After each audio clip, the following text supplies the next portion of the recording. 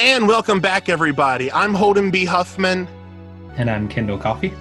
and this is a podcast in space and time. Today, we are talking about Doctor Who Series 1, Episode 10, The Doctor Dances. So join us right after this intro.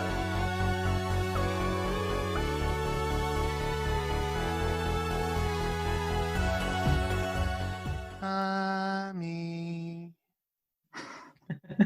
Are you my mummy? Are you my mummy? Mommy. Mummy. So yeah, I've been rewatching Phineas and Ferb since it's on Disney Plus. Uh-huh. There's an episode called "Are You My Mummy?" There is. Yeah, It's. I'm like Phineas and Ferb have made a lot of Doctor Who references. I'm pretty sure this is one. Yeah, they made some that were like very on the nose and obvious. Particularly they made a joke in the Avengers episode about Right. Little Time Lord oh, technology, a little British yeah. television. Like the shed was bigger on the inside. Like Tony Stark's like it's bigger on the inside, and Ferb's Yeah. like just a little British sci-fi technology. But also like Dan Povenmire and Swampy are like both huge nerds. So Right, you and know. plus Swampy did live in Britain for a while before Phineas and Ferb started. Oh, did he? Interesting. Yeah, he did. So he definitely got some of the Doctor Who stuff bug in him while he was over there. Yeah, so I wouldn't be surprised if that wasn't a reference to this episode. Right, like he literally moved there, and then like a year later they got Disney to produce the show, so he moved back. Yeah. So he wasn't really there long. It's like the only good reason to move back here is Yeah. to make a really good television show. Right. Uh, Okay. okay. Yeah, So you go right ahead. yeah, this is definitely one of my favorites of the season. Definitely. Maybe my favorite of the season. I don't know. Yeah, I was thinking the same thing. I'm like, is it better than Dalek or no? Like, that's something I'm going to have to ponder for a bit. I think probably as taking the two-parter as one story, I think maybe.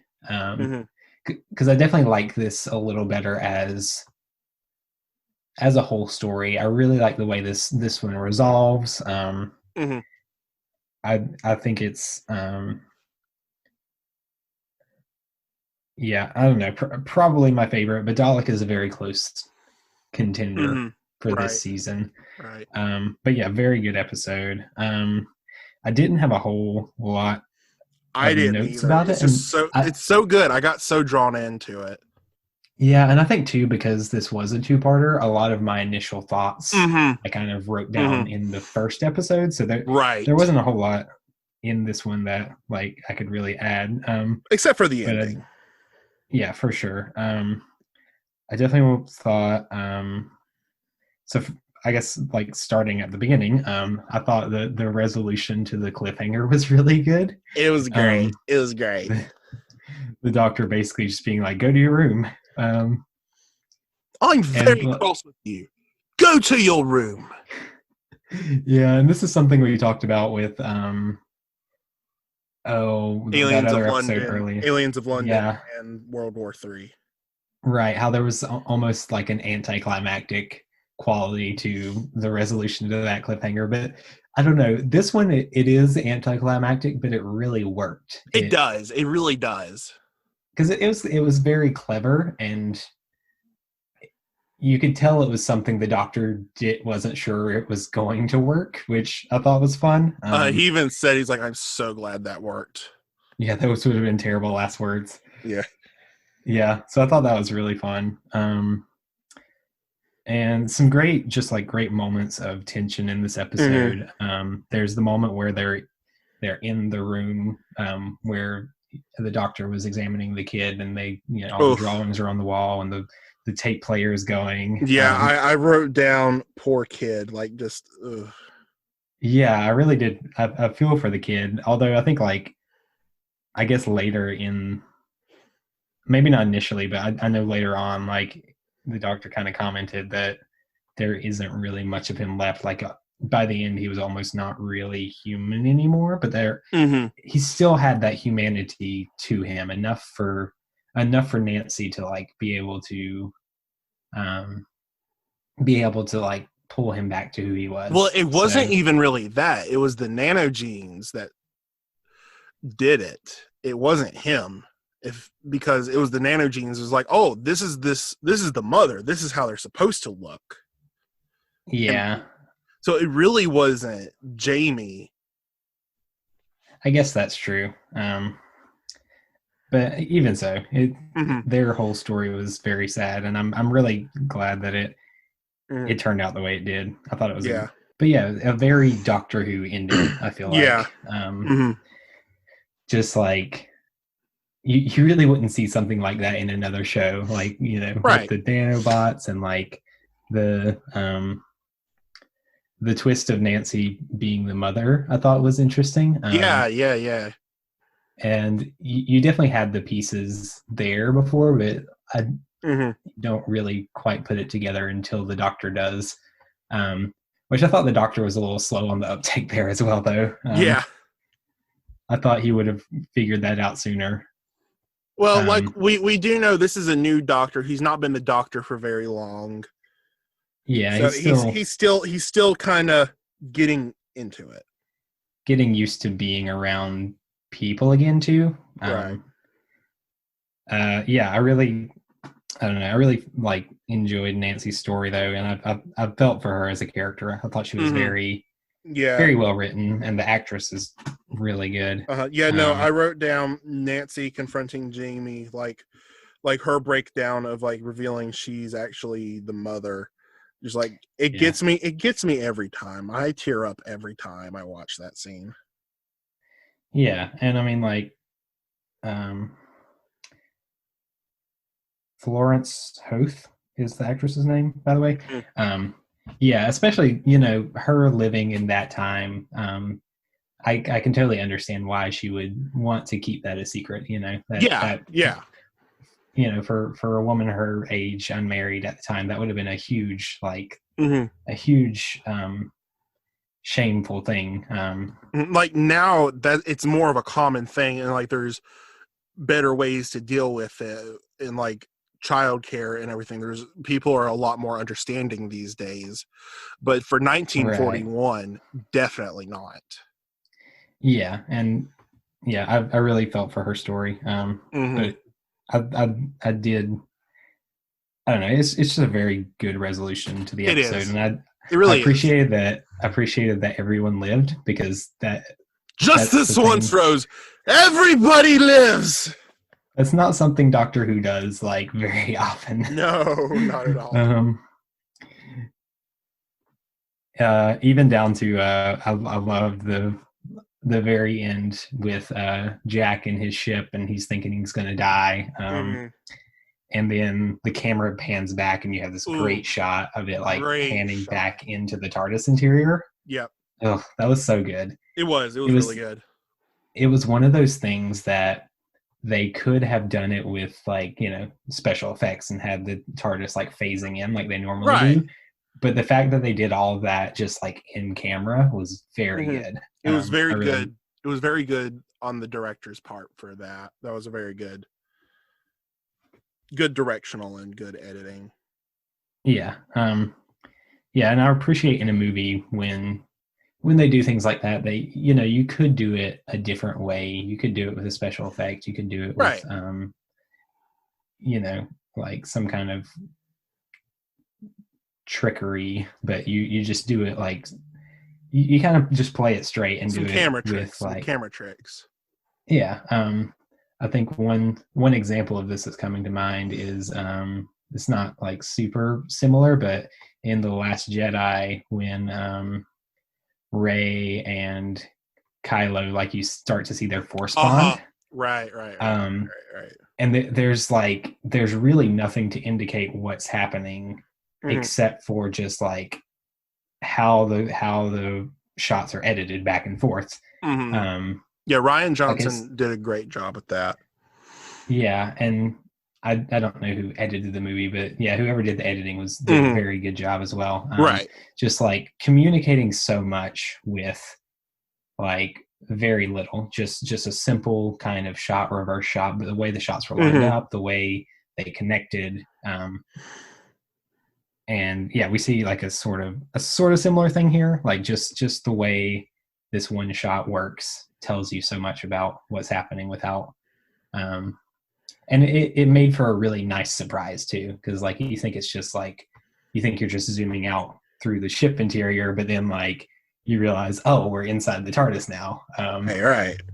Yeah, I thought it was just like a nice visual surprise. And also, bananas are good sources of potassium. It's true. Eat your bananas, kids. Yeah. Bananas are good. There was, yeah. I think they were trying to make bananas are good a thing. I don't know. I mean, it's only happened once, so. It's like one of those little, because I'm definitely, when I was first getting into Doctor Who, it was one of those like little catchphrases that was going around the fandom a lot, even though it's literally just in one. Really? Yeah, I saw quite a bit of bananas are good like jokes and memes going around, and I think Whovians tend to kind of latch on to little things like that, even though it's literally. It's true. Yeah, it's not a bad thing, but once I actually like got back into the first season, because I started with season 5, and then like, I did too. Kind of went backwards, but once I actually got like to the episode where he says the line, I was expecting it to be a much bigger thing, but like no, it was literally just like 2 just lines. A little throwaway line. Yeah, and I was like, oh, this is what the fandom has made such a big deal about? Okay. Yeah. You know, I have some things also about the fandom making such big deals about it, but I won't be getting into that until like the next season. You know what I'm talking about. Yeah. Let's see. I noted that Rose and the Doctor had a really nice moment in the hospital after Jack teleported. Like them talking, dancing, and everything. It was a nice little bonding moment. It was a nice kind of casual scene, which I think you don't get a whole lot of those in Doctor Who, but when you do, I always enjoy them. Just kind of the Doctor and a companion, just like having a chat, and like maybe the world is ending and maybe it's not, but they're just having a chat and actually like being friends. Right.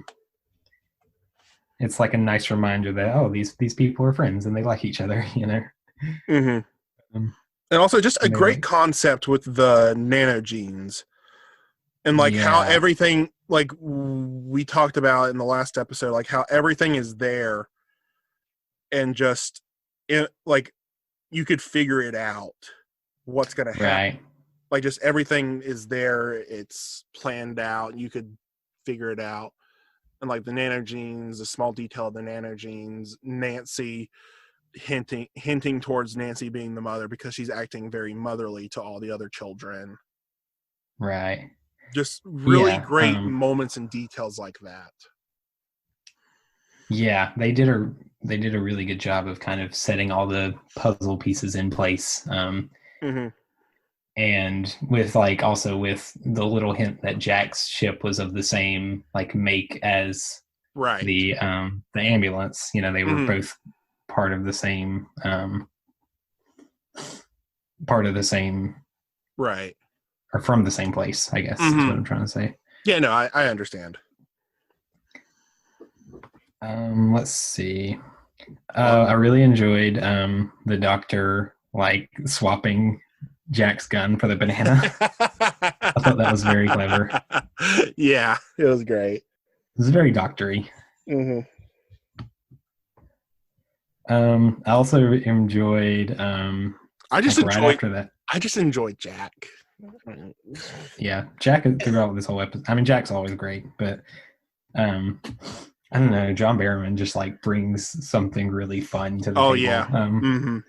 And he makes Jack a very likable character, even though, if there was a different actor playing this character, you probably wouldn't like Jack very Right. much, because Right. he's got kind of the Han Solo thing going on. He's kind of a scoundrel, kind of self-serving, but then he has that redemptive moment, just at the end, right before things go bad. He like swoops in and saves the day. It's a very Han Solo kind of story.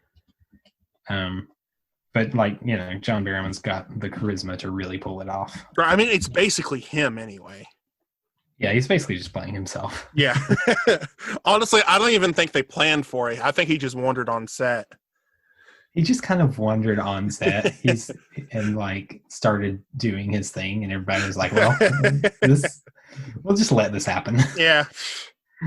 Yeah, I loved the scene where the Doctor and Jack are comparing their Sonics, while Rose is the one with like the only brain cell of the group. Yeah, the testosterone in that room. Yeah. And she like actually solves the situation that they're trying to solve. But yeah, right. Like we've had a lot of beef with Rose, but that's a really good Rose moment. That was a great Rose moment. Yeah.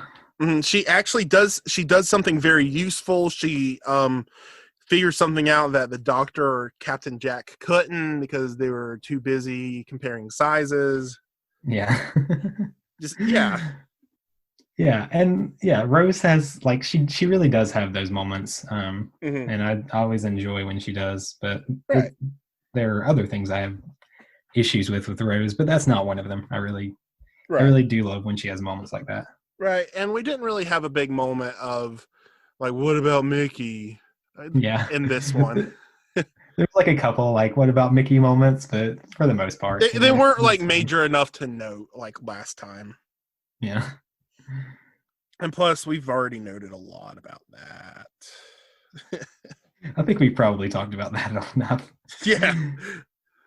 Honestly, now. Okay, that's all the non-spoiler stuff I have. Like I said, I don't have a lot of notes. What about you? Let's see. I did want to mention we saw some really good effects on this time when the one guy was transforming into the gas mask. The soldier. Yeah, so like last time we talked about how there was that one shot that was kind of rough, but I think this episode pulls off the same idea in a much better way. Right. And I think like what they did really right this time was they kind of didn't show like the whole face transforming at once. They showed like the mouth and then like the eyes. Right. Like showing a little bit right at a time. It just kind of worked a lot better. Yeah. And I can understand why they showed it fully last time, because, they needed to show it. Right. Yeah, but since they already showed it, they could get away with doing a shorter cut with it, and it looked better. Right. And it made for a really nice, intense shot. Yeah, it really did.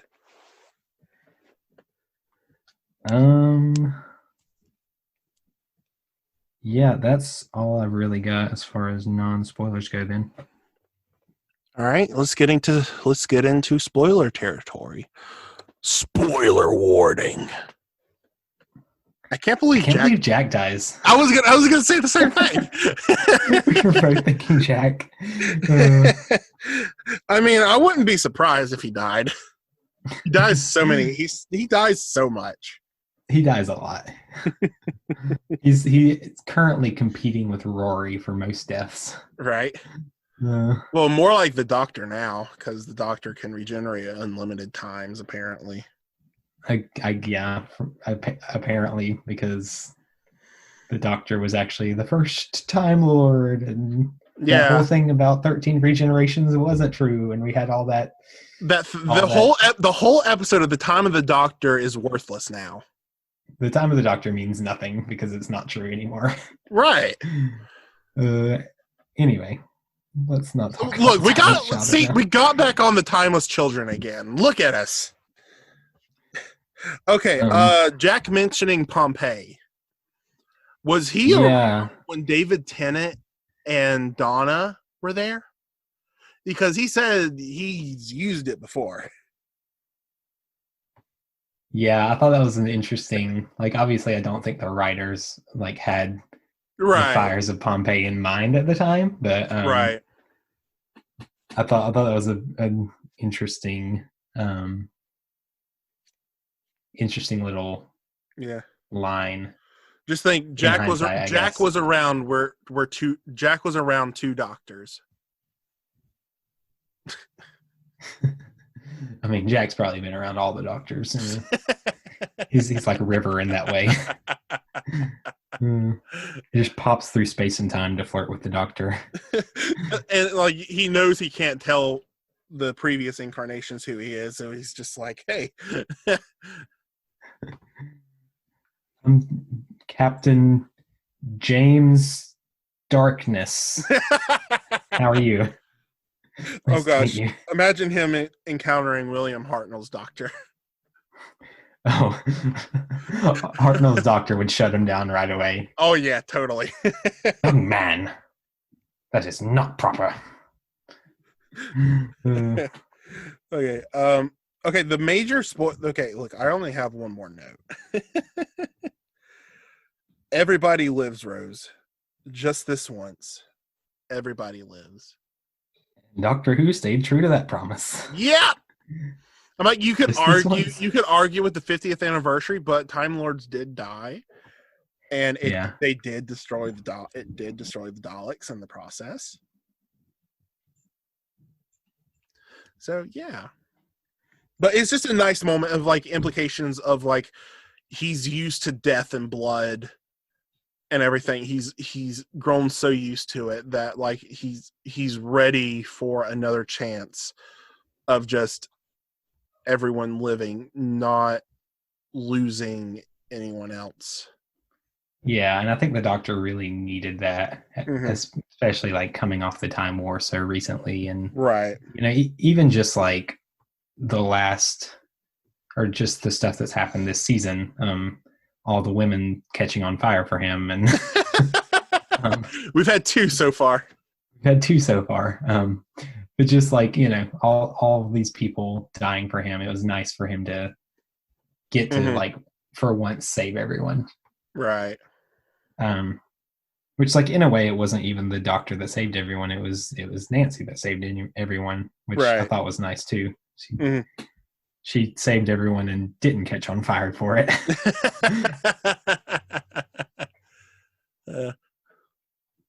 Watch, the Nana Jeans would have burned her alive.